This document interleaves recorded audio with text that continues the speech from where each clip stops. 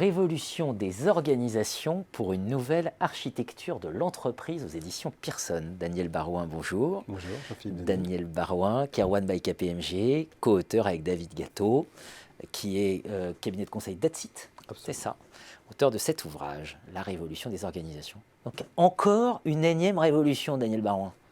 Oui, alors c'est ça que vous nous promettez. Oui, on a beaucoup parlé de la révolution du management. C'est sûr que chaque semaine, nous avons des ouvrages ou des déclarations de dirigeants sur le management. Mais l'organisation est un peu un angle mort. C'est moins glamour, ça intéresse moins. Pourquoi ? Parce qu'en fait, on a l'image plutôt des réorganisations, des organigrammes. Et donc, on pense organisation plutôt dans une vue qui est figée et un peu structurée. Or, l'organisation, c'est l'essence même de l'architecture d'entreprise. C'est comment on organise l'activité, comment on se coordonne, comment on joue les processus de décision. Et c'est ça qui nous a intéressés, c'est de dire il y a peut-être un territoire à explorer, qui est de la révolution de ces organisations, et de prendre la parole sur ce qu'on pouvait constater dans les missions qu'on mène actuellement sur nos clients, et de voir un peu quelles étaient ces tendances. Alors, vous brassez large. D'abord, vous nous faites un panorama de l'ensemble des accélérations en cours et vous allez jusqu'à un manifeste à la fin. Donc, on va faire ce petit chemin ensemble. Ces mutations, voilà. On les a toutes en tête, mais vous les... Oui, on connaît bien ces mutations. C'est presque un lieu commun de dire qu'on a une quatrième révolution technologique qui se profile, qu'on a des nouveaux usages et attitudes clients, qu'on a du global au local, qui est quand même un élément aussi un peu moins connu, mais qui est un élément important de la transformation des entreprises. Bien sûr, on a la prise en compte des défis sociaux, environnementaux, et puis ce nouveau rapport au travail qu'on dit si différent avec l'arrivée des générations Y et Z qui vont modifier et bouleverser les modes de travail. Ces mutations, en général, sont plutôt analysées sous forme impact emploi, compétences, et puis deux modèles d'organisation qui sont en gros l'entreprise plateforme et puis, je dirais, l'automatisation, quoi. Or, ce qu'on essaye de montrer dans l'ouvrage, en tout cas pour planter le décor, c'est que ces mutations présentent en fait de formidables opportunités pour faire bouger les organisations, et qu'il y a, au-delà des stéréotypes qu'on peut avoir sur des modèles figés, des tas de dynamiques, des ferments de révolution qui vont impulser un mouvement fort. Alors, quels sont ces ferments de révolution ? Ils sont importants, on en a distingué 4, on va les balayer rapidement. Il y a d'une part le client au centre. Alors, bien sûr, on a entendu pendant près de 20 ans l'orientation client, mais c'était un peu différent puisqu'on disait il faut que l'entreprise essaye de s'orienter vers le client, c'est-à-dire soit plus... aussi bien en termes d'expression de ses attentes. Mais là, ce qui est différent dans le client au centre, c'est qu'on doit gérer dans un univers qui est à la fois physique, les magasins ou la partie plus... la partie physique, la partie digitale, la partie centre d'appel, la partie logistique, les parties avec les partenaires, puisqu'on se rend compte qu'on ne peut pas produire une offre de service aujourd'hui sans une coopération importante. Donc, l'enjeu aujourd'hui, c'est de gérer ces interrelations, si vous mettez le client au centre. Et ça bouleverse fondamentalement les modèles existants, puisque vous ne pouvez plus raisonner entre le monde physique et le monde digital, vous ne pouvez plus raisonner entre le back et le front office, en particulier par rapport à la vente, et vous ne pouvez plus raisonner entre marketing et force de vente. Donc c'est une révolution dans le sens où cette dynamique induit de nouvelles manières d'organiser l'entreprise. Et je dirais que c'est une dynamique humaine aussi, parce que derrière, on se rend compte que si on met le client au centre, il faut qu'on ait non seulement, bien sûr, un engagement client, mais un engagement aussi des collaborateurs vis-à-vis de ce client. Et aussi un accompagnement managérial qui permet cet engagement, je dirais, client de la part des collaborateurs, ce qui n'est pas une mince affaire dans des modèles plus hiérarchiques et contrôlants qu'on a aujourd'hui. Bien sûr. Voilà, donc ça, c'est une première dynamique. C'est une des idées, c'est l'agilité aussi. Voilà. Alors, l'agilité, je dirais que on l'utilise avec beaucoup de sens différents. Et nous, on revient dans ce livre sur un peu ce qui a fait, pour nous, l'onde de choc, qu'on a trouvé merveilleuse, qu'on rappelle, c'est que début 2000, il y a 17 développeurs et experts de la tech qui se réunissent dans un hôtel et qui sortent un manifeste, le manifeste du mode agile, et qui pose quand même, je veux dire, des principes. Alors, moi, ça me fascine parce qu'on est plus dans la sociotechnique, qui disent c'est les individus et les relations plus que les processus et les outils. C'est quand même des personnes de la tech qui disent aussi il est plus important d'accorder un primat au client et l'accompagnement au changement est clé pour la réussite des projets, en 2000. Bon. Alors, ça serait un manifeste historique, ça serait peu important. Par contre, ce qui est important, c'est que ce mouvement, ce manifeste agile, a généré une vraie onde de choc dans le monde des équipes de SI. C'est-à-dire qu'ils ont d'abord produit un mode et une méthode agile, avec les méthodes Scrum, etc., qui ont permis de révolutionner les manières de conduire les projets.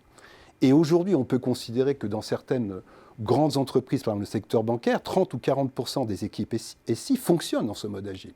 Donc, je dirais la révolution est venue de la part des techniciens et du monde de la tech qui a le bouleversé. Et ce mode agile, il est extrêmement intéressant parce que c'est quoi? C'est des équipes autonomes, c'est de l'autogestion, c'est de la manière de penser le client ou réponse client. Et c'est aussi le fait d'avoir un développement des personnes et des compétences et de leur savoir-faire. Donc, c'est un vrai beau modèle humain avant d'être un modèle organisationnel. Et d'ailleurs, vous allez sur cette idée de responsable développement des hommes et des communautés. Oui, alors ça c'est un des points importants qu'on observe dans les dynamiques qu'on a pu... C'est pas ressources humaines là. Non, c'est pas ressources humaines. On pense que le modèle effectivement de la fonction support ressources humaines, qui est toujours présenté comme un business partner, ce modèle il est un peu obsolète. D'accord ? Parce que business partner, ça veut dire que, en gros, la fonction ressources humaines n'est qu'au service des opérationnels et de la stratégie. Or, aujourd'hui, ce qui fait la différence, c'est quand même à la fois de dire que c'est les hommes et les équipes, l'engagement, les talents, la manière de conduire la transformation qui vont faire la performance durable. Donc ça, c'est quand même un élément important. L'autre élément important, c'est que l'entreprise est étendue. Donc le RH, il ne doit pas s'occuper uniquement du contrat social des collaborateurs, mais il doit s'occuper de l'ensemble des parties prenantes qui vont concourir à la réussite de l'entreprise.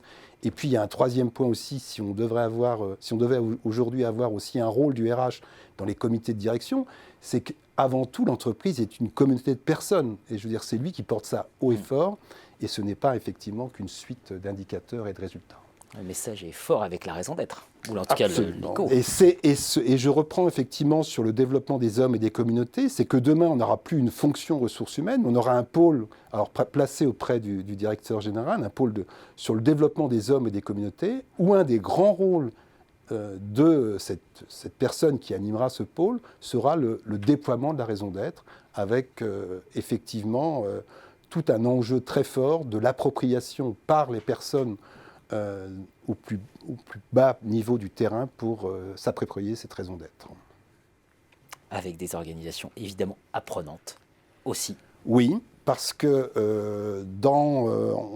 je dirais dans le renouveau stratégique de l'entreprise, on a eu une grande ère dans les années 2000 qui était le knowledge management qui a un petit peu, si c'est un peu fourvoyé parce que ça n'a pas beaucoup débouché sur, en tout cas, une mise à niveau stratégique auprès des dirigeants. Par contre, ce concept, d'organisation apprenante devient aujourd'hui un élément clé à la fois d'un atout distinctif des entreprises qui vont s'adapter à leur environnement, et ça a des conséquences extrêmement importantes dans la manière de repenser ce qu'on appelle les learning development, c'est-à-dire comment les gens au sein de l'entreprise apprennent et transmettent leur savoir-faire, et on n'est plus dans des processus itératifs entre des savoir-faire formalisés, classiques qu'on diffusait comme précédemment. Donc c'est tout cet enjeu d'agilité, donc on retrouve cette agilité et cette flexibilité qui va faire l'organisation apprenante. Développement des hommes et des communautés, une sorte de contrat social repensé. C'est ça que vous nous proposez. Et puis, l'émergence quand même de ce pôle data science. Et ce pôle data science. Voilà. Alors ça, c'est un point quand même extrêmement important, parce que classiquement, comment on organisait l'entreprise? On l'organisait soit par la fonction, classiquement, dans l'histoire des organisations, soit par la géographie, soit par le métier, soit éventuellement par des gros clients, quand on était dans un secteur plus de services avec des gros clients. Et là, on constate qu'il y a une nouvelle dimension qui émerge. Et là, on ne parle pas de digital, on parle d'un Chief Data Officer. Donc, c'est une structuration qui va faire qu'on va avoir un pôle placé auprès de la direction générale qui ira en charge non seulement de structurer la base de données, c'est déjà quand même extrêmement important, et de s'assurer qu'on est dans une maîtrise aussi de la confidentialité de ces données. Mais plus largement, il va développer avec les métiers tous les cas d'usage qui vont faire les modèles prédictifs de demain. Donc c'est quand même extrêmement important en termes de recherche de performance et des nouvelles manières de penser. Et on a un troisième point qui va être extrêmement important sur ce data science, c'est qu'il va aussi expérimenter et être en veille sur toutes les nouvelles technologies de rupture, puisque la donnée, alors bien sûr c'est l'intelligence artificielle, oui, ça va être un petit peu le moteur de toutes ces innovations de rupture dans les entreprises. La donnée, c'est le sang de l'entreprise aujourd'hui. Absolument. Un manifeste qui conclut l'ouvrage pour une nouvelle architecture d'entreprise. Merci Daniel Barouin. Merci Jean-Philippe.